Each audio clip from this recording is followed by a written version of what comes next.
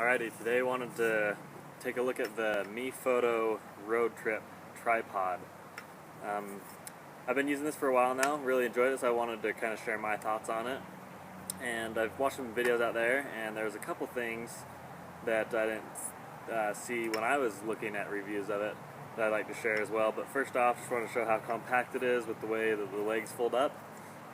And it's very easy to get it set up.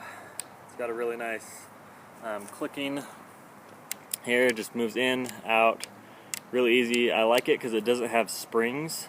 Lots of tripods that have lots of moving parts just have more potential to have things go wrong. So this one, very simple, has multiple places there for it to catch, so you can set it up at different angles. But the main thing I wanted to show was the load capacity. So here I have my full frame camera with a 70 to 200 lens, and as you know, it's pretty heavy, also pretty sizable, and I wondered if this tripod was able to support it. They list, I think it's like 17 pounds of capacity for this tripod, but again, when you have expensive gear, you're not sure if you want to trust that. So I just wanted to show everyone how it holds up. So the quick release place slides in very easily. You just cinch it down,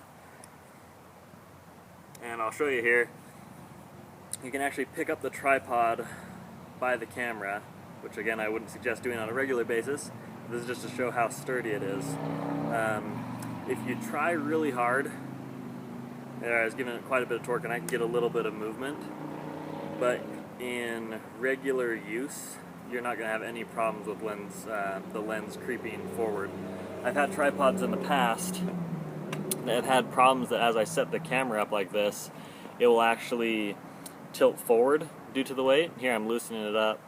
Let's see. There we are. And it will kind of creep forward like this throughout the shoot.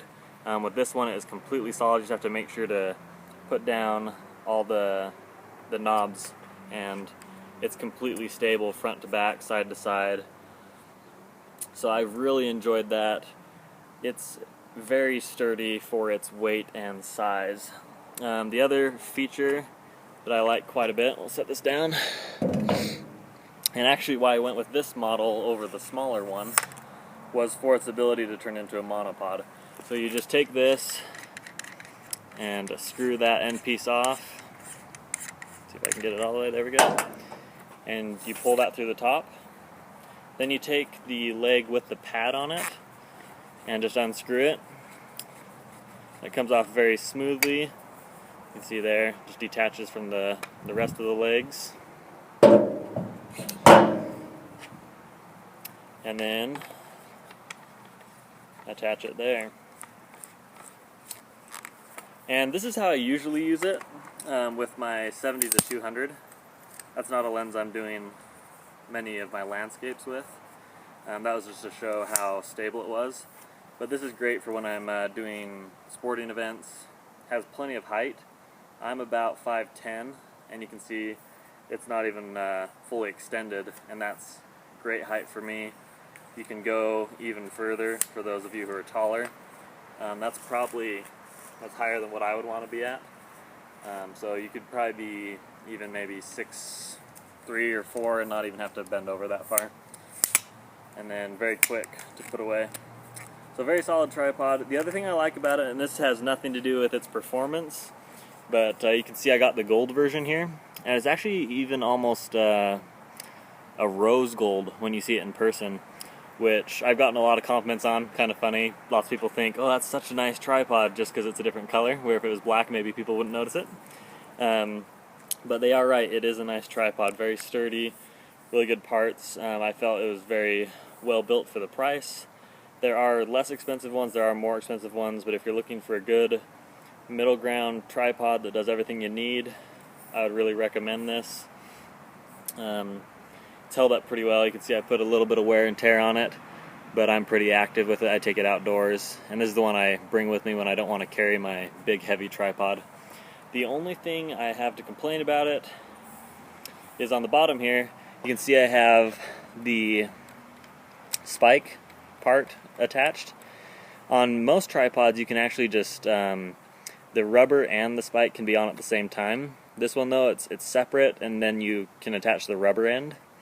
So I find that kind of hard when I'm needing to switch it quickly, to have to carry around the extra pieces to turn that to the rubberized or vice versa.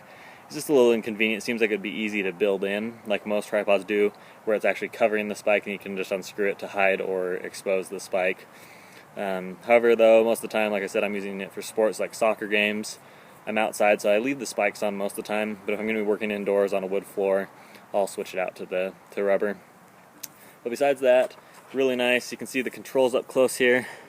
They have two different ones that affect the ball head, and I may be getting them mixed up, but I believe that this one is the main tension, and so you can choose to what degree you want movement, and then this is the secondary here, and they have the numbers on the dial, so you can choose how tight you want it to be and how much movement.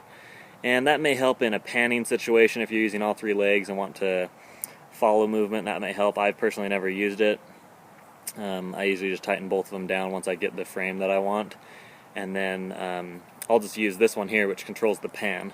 You can see it's very smooth. I wouldn't say it's smooth enough for video in most cases. I mean, it's pretty fluid, but it's definitely not a fluid head, I wouldn't say, compared to the ones that I've used. But you probably could get away with it if you were doing it for panning on video, but not the tilt, definitely, just because this is a photo tripod. If you were trying to get up and down tilt, it's not smooth enough for that. But hopefully that helps. I would definitely recommend this tripod. It's done me a lot of good. I've really enjoyed it. I love the color. Again, that's not as important. But if you have any questions, just leave a comment below and I'll answer it, and share links to any other reviews that I found helpful.